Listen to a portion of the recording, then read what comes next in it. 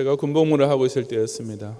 저는 논산훈련소에서 카투사로 차출되어서 평택에 있는 미 제8군 제17 전투항공단 제19 비행대대 본부 중대에 근무하게 되는데, 저희 보직은 대대 예하의 3개 중대에 속한 190여 명의 카투사들의 인사를 담당하는 대대 서무계였습니다.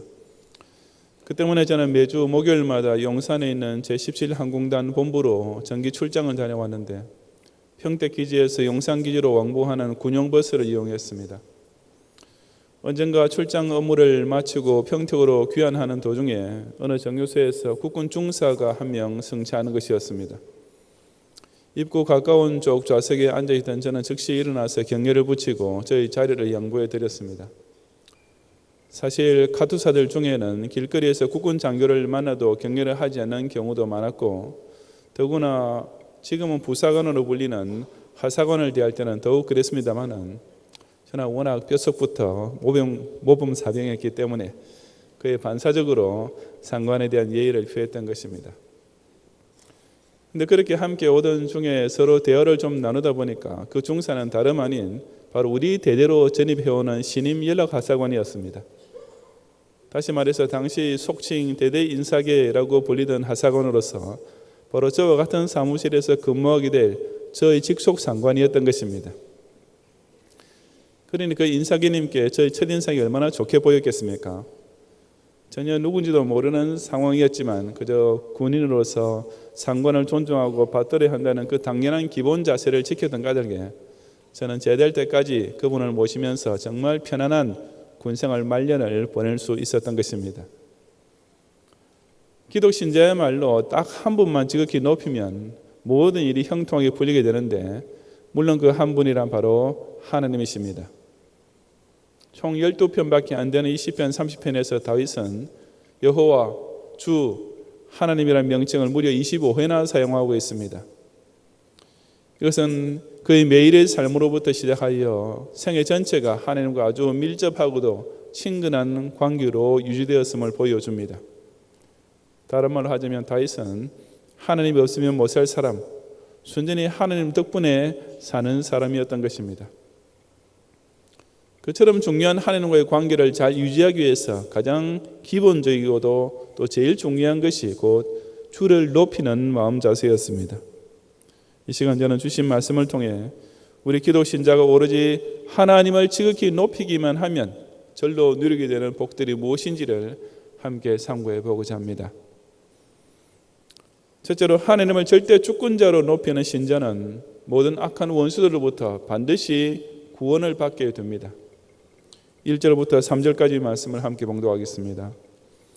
여호와여, 내가 주를 높일 것은 주께서 나를 끌어내사 내 대적으로 나를 인하여 기뻐하지 못하게 하심이니이다. 여호와 내 하나님이여, 내가 주께 부르짖음에 나를 고치셨나이다. 여호와여, 주께서 내 영혼을 음부에서 끌어내어 나를 살리사 무덤으로 내려가지 않게 하셨나이다. 아멘. 1절 서두에서 다윗은 내가 주를 높일 것은 이라고 찬송을 시작했습니다.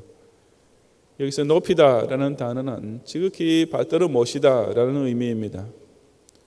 두말할 것 없이 하나님은 세상의 그 어떤 사람과 전 우주의 그 어떤 존재와도 비교조차 할 수 없을 정도로 지존하신 분이시며, 그런 까닭에 진정 하나님을 믿는 신자라면 당연히 그 절대 주권자를 지극히 높일 수밖에 없습니다. 이 시편에는 다윗의 시 곧 성전 낙성가라는 제목이 붙어 있지만, 잘 아시다시피 다윗은 성전을 직접 짓지는 못했습니다. 아마 나중에 솔로몬의 성전이 완성된 후 낙성식을 할 때 이 다윗의 시편을 찬송가로 부르기 시작했을 것입니다. 성전에 나와 하나님을 만나 뵙고자 하는 예배자에게 제일 먼저 필요한 것이 바로 하나님을 그처럼 높이 받드는 마음 자세이기 때문이었습니다. 그렇게 하나님을 높였던 다윗이었던 까닭에 하나님께서는 그를 끌어내어 주셨다고 했습니다. 그래서 3절에 주께서 내 영혼을 음부에서 끌어내어 나를 살리사 무덤으로 내려가지 않게 하셨나이다 라고 다윗이 고백하는 대로 하나님께서 다윗의 생명을 위협한 원수로부터 그를 구원해 주셨음을 가리킵니다. 2절에서 내가 주께 부르짖음에 나를 고치셨나이다 라고 한 것도 같은 맥락으로서 그처럼 무서운 대적들에게 둘러싸여 극심한 두려움에 사로잡혀 있던 다윗으로 하여금 그 정신적 고통에서 벗어나게 해 주셨다는 의미입니다. 그렇다면 하나님께서는 왜 다윗에게 그런 기적적인 구원을 베풀어 주셨습니까? 그 이유는 곧 내 대적으로 나를 인하여 기뻐하지 못하게 하시기 위함이었습니다. 사울 왕이나 압살롬 반군들이 다윗을 죽이게 된다면 저들이 엄청나게 기뻐할 것은 당연지사였습니다. 하지만 하나님께서는 바로 그런 일이 절대로 일어나게 할 수 없으셨던 것입니다. 일국의 왕은 적군이 자기 나라 백성을 괴롭히거나 죽이려 할 때 결코 그냥 가만히 보고 앉아만 있을 수가 없습니다. 정상적인 대통령이라면 자국민의 생존을 위협하는 테러리스트에 대하여 당연히 적개심을 불태우면서 그들을 완전 섬멸하기 위해 모든 수단 방법을 다 동원하는 것이 당연한 일입니다. 왜냐하면 통치자계에서 자기를 받들어 모시는 신민이 없으면 자기 권력의 기반 자체가 사라질 수밖에 없고, 그런 가족에 자신의 신민에 대한 대적은 곧 반드시 물리쳐야만 할 통치자 자신의 대적이 되기 때문입니다. 이것은 하나님에게도 마찬가지입니다. 신자는 이 세상에서 하나님을 절대 주권자로 받들어 모시는 유일한 백성입니다. 기독 신자만이 매주일 교회에 모여서 전능하사 천지를 만드신 하나님 아버지를 내가 믿사오며 라고 창조주 하나님에 대한 신앙 고백을 합니다. 기독 신자만이 마음을 열고 거룩 주의 보좌 앞에 모든 성도 면류관을 벗어드리네 라고 거룩하신 하나님을 지극히 높이며 찬송합니다. 절대다수의 사람들이 우상숭배자나 무신론자로 전락해 있는 세상에서 이처럼 오직 참된 신자들만 여호와 하나님을 지극히 높이며 예배드리고 있으니 하나님께서 보시기에 실로 사랑스럽게 짝이 없는 존재인 것입니다. 그러니 그 소중한 소수의 신자들을 죽이려고 달리드는 대적들이 하나님 눈에 어떻게 보이겠습니까? 특히 그 대적들이 당신의 백성을 농락하고 핍박하면서 시시덕거릴 때 하나님의 심정이 어떠하시겠습니까? 하나님께서는 절대로 그 꼴을 그냥 보고 계실 수가 없습니다. 즉시 당신의 전능하신 손을 내밀어 그 소중한 당신의 선민을 반드시 구원해내고야 마시는 것입니다. 이 불신앙적인 현대사회에서 참된 신앙인으로 산다는 것은 자동적으로 원수의 박해를 받을 수밖에 없는 일입니다. 하지만 그럴수록 신자는 하나님만을 내 주님으로 지극히 높이며 받들어야 합니다. 원수에게 굴복하고 원수와 화해하려는 자는 하나님께서도 등을 돌리실 수밖에 없지만 끝까지 당신만 바라보는 충성스러운 신민은 그 어떤 음부나 사망의 위협으로부터도 반드시 살려내 주실 것이기 때문입니다. 신자를 죽이려 하고 교회를 대적하는 자들에 하여 사면초계에 빠진다 하더라도 절대로 그 악한 원수에게 지지 말고 그 어떤 경우에도 대적이 기뻐하지 못하도록 하시는 하나님의 믿음직한 구원을 끝까지 의지하고 또한 반드시 체험하는 성도들이 되시기를 바랍니다. 둘째로 하나님을 아버지로 모시는 신자는 어떤 죄를 지어도 결국 은총을 입게 됩니다. 4절부터 7절까지 말씀을 함께 봉독하겠습니다. 주의 성도들아 여호와를 찬송하며 그 거룩한 이름에 감사할지어다. 그 노임은 잠깐이요 그 은총은 평생이로다. 저녁에는 울음이 기숙할지라도 아침에는 기쁨이 오리로다. 내가 형통할 때에 말하기를 영영 요동치 아니하리라 하였도다. 여호와께서 주의 은혜로 내 산을 굳게 세우셨더니 주의 얼굴을 가리우심에 내가 근심하였나이다. 아멘. 여기서 다윗은 자신이 하나님의 노염을 당했던 일을 간증하고 있습니다. 즉 다윗이 저지른 어떤 죄로 인하여 하나님께서 진노하시고 그에게 벌을 내리셨던 때가 있었던 것입니다. 저녁에는 울음이 기속할지라도 라고 한 것도 바로 그 하나님께로부터 눈물이 철철 넘쳐 흐를 정도로 정말 아픈 매를 맞게 되었음을 가리키는 말입니다. 다윗이 도대체 무슨 죄 때문에 그처럼 엄중한 징계를 받았습니까? 그래서 6절에 나오는 대로 다윗이 형통할 때 스스로 내가 영영이 요동치 아니하리라 하고 말했기 때문이었습니다. 아마 이때는 다윗이 드디어 이스라엘의 왕권을 잡게 된 이후였을 것입니다. 특히 다윗은 왕이 된 후에 주변의 이방 민족들을 파죽지세로 정복해 감으로써 이스라엘 역사상 가장 넓은 영토를 소유하고 가장 많은 나라로부터 조공을 받는 등 그야말로 최고 전성기를 이루게 되었습니다. 7절 중간에 내 산이란 말도 그런 의미입니다. 산이란 세월이 흘러도 변치 아니하고 어떠한 난리 중에도 조금도 흔들리지 않는 요지부동의 상징입니다. 마찬가지로 다윗이 왕이 되어 시온산을 수도로 삼아 세운 새 이스라엘은 그야말로 태산같이 견고한 강국으로 우뚝 서게 되었던 것입니다. 하지만 실상 그것은 다윗 자신의 지혜나 능력으로 된 것이 아니라 어디까지나 주의 은혜로 굳게 세워진 일일 뿐이었습니다. 그럼에도 다윗은 그 중대한 사실을 그만 깜빡하고 말았던 것입니다. 그는 그처럼 모든 일이 만사형통하게 흘러가게 되었을 때 이제는 내 인생이 영영이 요동치 않을 것이라고 자화자찬에 빠지게 되었습니다. 사람이 맨주먹으로 시작해서 한 집안을 일으켜 놓아도 절로 우쭐해지기 마련인데 하물며 베들레헴의 양치기에 불과했던 촌뜨기가 일국의 태평성세를 일으켜낸 성군이 되었으니 그 얼마나 자랑스러웠겠습니까? 하지만 다윗이 그런 교만에 빠지자마자 하나님께서는 즉시 그에게서 얼굴을 가리우셨습니다. 즉 다윗에게로부터 고개를 돌리시고 그 대신에 노염을 바라시면서 엄중한 징계를 내리셨으며 그 결과 조금 전까지 행복한 자기 만족에 빠져있던 다윗은 순식간에 근심에 사로잡히고 말았던 것입니다. 역대상 21장에 보면 다윗이 이스라엘의 인구조사를 실시했을 때 하나님께서 그 일을 괘씸히 여기사 그에게 징벌을 내리신 사건이 나옵니다. 다윗은 그때 그야말로 눈물이 쏙 빠질 정도로 따끔한 매를 맞았지만 결국 하나님께서는 그의 간절한 회개 기도를 들으시고 사자를 명하심에 저가 칼을 집에 꽂았더라고 기록된 대로 용서해 주셨습니다. 바로 그런 체험을 통해 다윗은 하나님께서 내리시는 그 노염은 잠깐이지만 그 은총은 평생이라는 사실과 비록 벌을 받을 때에는 울음이 기속할지라도 바로 그 다음날 아침에는 용서받는 기쁨이 오는 것을 다시 한번 체험할 수 있었던 것입니다.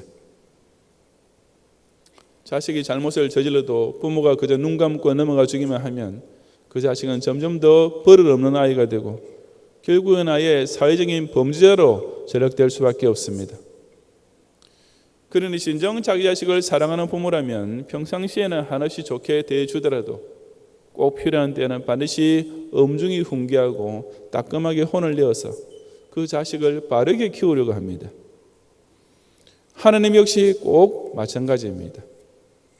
특히 우리는 자수성가라는 것이 하나님 아버지 앞에서 교만의 죄로 나타나기 아주 쉽다는 사실을 꼭 잊지 말아야 합니다. 아무 재산도 물려받은 것이 없고 학력도 갖추지 못한 상황에서 그저 남보다 몇십 배 더 땀 흘리며 노력함으로써 큰 부자가 되든지 훌륭한 학자가 되든지 사회적으로 높은 지위에 오르든지 하는 것은 정말 칭찬받을 만한 일입니다. 하지만 그런 성취를 두고 내가 이 모든 것을 이루었다라는 자화자찬과 함께 이제부터 내 인생은 이 부와 명예를 마음껏 누리면서 영영이 요동치 않을 것이다 라는 교만에 빠지면 하나님께서 절대로 그냥 두지 않으십니다. 왜냐하면 다른 사람 아닌 아버지 앞에서 자식이 더 잘난 척하는 것보다 더 무리하고 불효한 일은 없기 때문입니다. 올림픽에서 금메달을 딴 선수들도 인터뷰를 하면서 부모님께 먼저 감사드리고 대통령에 당선된 사람도 제일 먼저 시골에 계시는 아버지를 찾아뵙고 감사의 절을 올리면서 그 당선 통지서를 보여드리지 않았습니까? 세상의 자식들이 성공해도 당연히 부모님의 덕으로 여겨야 한다면 하물며 하나님의 자녀된 신자들은 더욱 말할 것도 없습니다. 그런 가족에게 하나님께서는 당신의 자녀가 큰 산과 같은 인생 성취를 이룬 후에 교만에 빠지면 즉시 따끔하게 징계하셔서 그를 반드시 바른 신앙인으로 성장시키고야 마시는 것입니다. 그것이 곧 하나님께서 택자에게만 베푸시는 진짜 은총이 아니겠습니까? 이처럼 당신의 사랑하시는 자녀를 잠깐 동안의 노여움을 통해 바로잡아 주심으로써 평생토록 은총 가운데 살게 하시는 하나님을 진정 나의 아바 아버지로 더욱 높이는 성도들이 되시기를 바랍니다. 실제로 하나님을 생명주로 받드는 신자는 아무리 절망적인 상황에 몰려도 끝내 가치 있는 인생을 살게 됩니다. 8절 이하 12절까지 함께 봉독하겠습니다.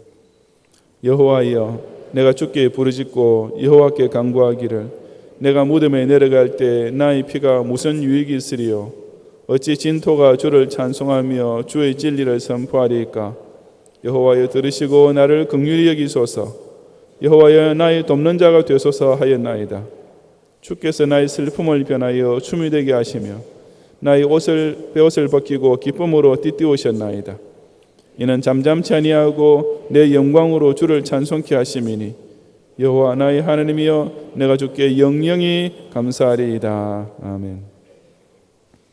이것은 다윗이 원수로부터 생명과 위협을 당할 때 혹은 하나님께로부터 무서운 징벌을 받게 되었을 때 하나님께 올렸던 간구의 내용입니다.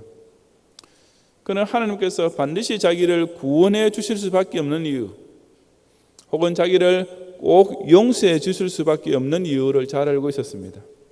그것이 곧 내가 무덤에 내려갈 때 나의 피가 무슨 유익이 있으리요? 라는 말에서 나타납니다.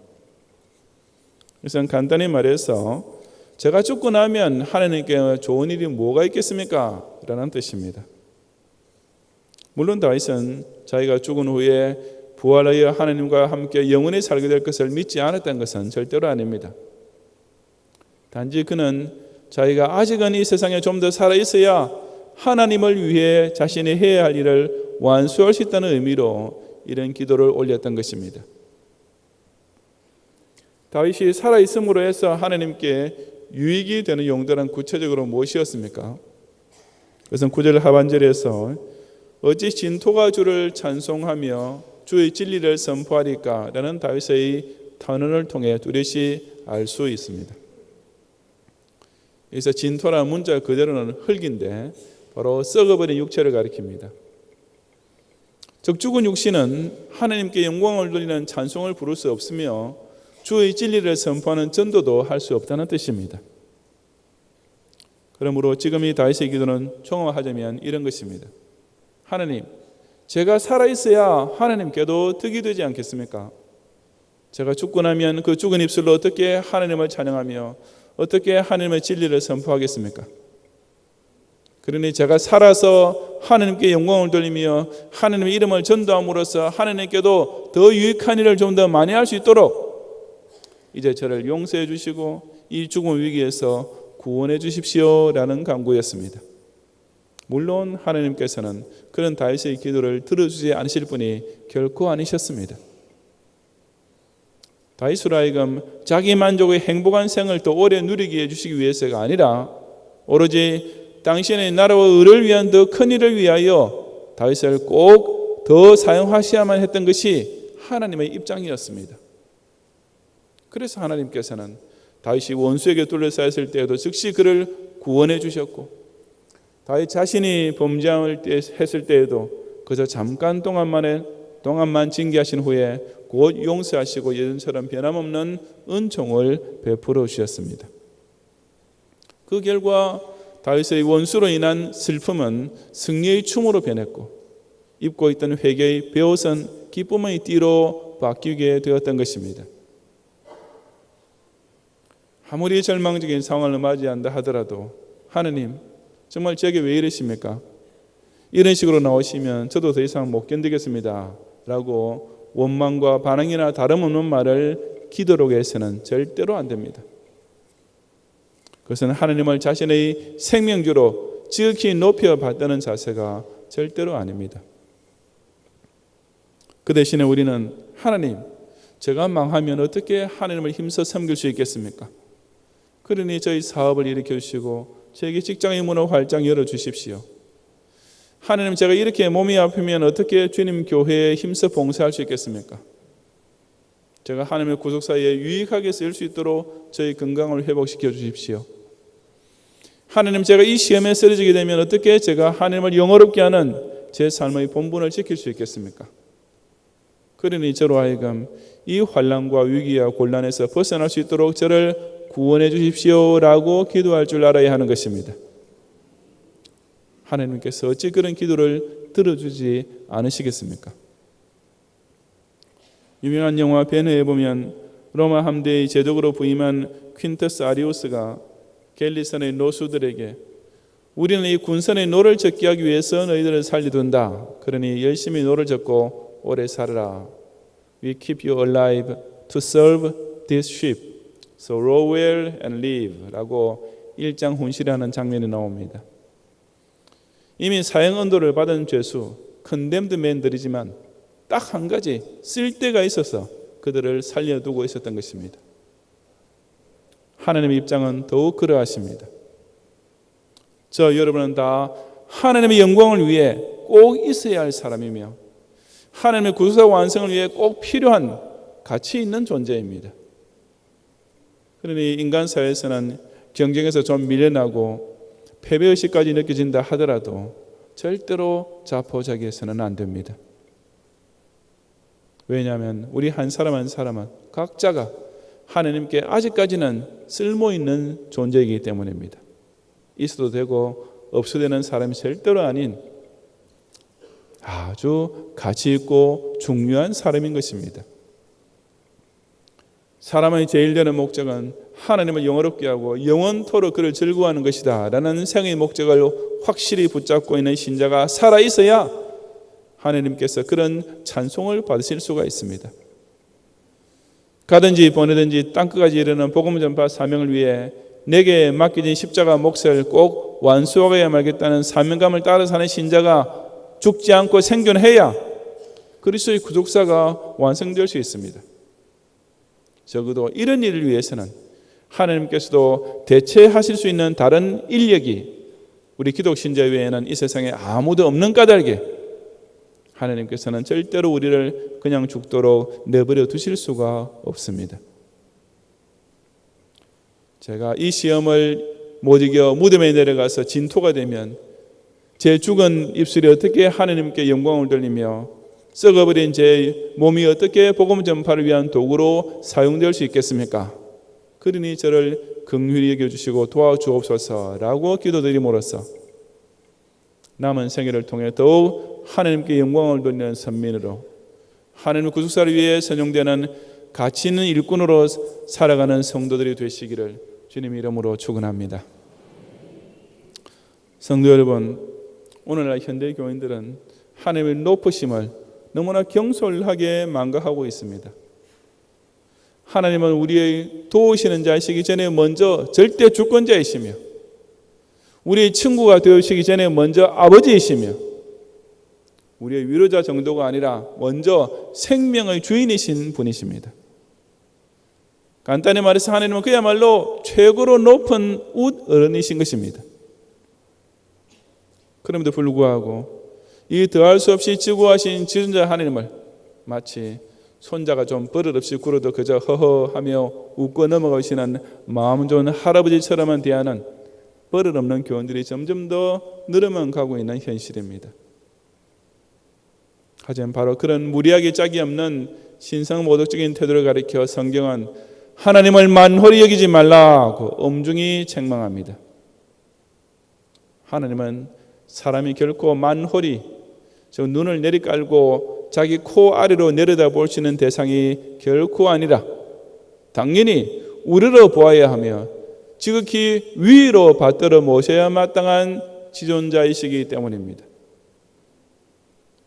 우리 어른이 아랫사람을 고맙게 대해줄 때일수록 더욱 조심하면서 잘 받들어야지 조금이라도 방심하다가 결례를 범하면 그 좋은 관계는 한순간에 다 깨어지지 않겠습니까? 지극히 높은 천상 보좌에 좌정하고 계시면서도 당신의 백성에게 친히 하감해 주시는 하나님 앞에 우리는 더욱 두려워 떨면서 그 앞에 엎드려야 합니다. 아니, 하나님과 본성적으로 동등하신 성자이시면서도 이 더럽고 악한 죄인을 위해 아예 화육강세까지 하시고 지금 이 순간에도 임마누엘로 동제해 주기까지 하시는 이 주님을 우리 기독 신자들은 온 마음과 뜻과 정성과 힘을 다해서 받들어 모셔야만 하는 것입니다. 이처럼 지구하신 하나님을 나의 주권자로, 아버지로, 생명주로 더욱 높여 경외하며 순종하고 의지함으로써 그런 겸손한 당신의 자녀에게 베푸시는 구원과 은총과 도우심을 영영히 누리는 성도들이 되시기를 주님 이름으로 축원합니다.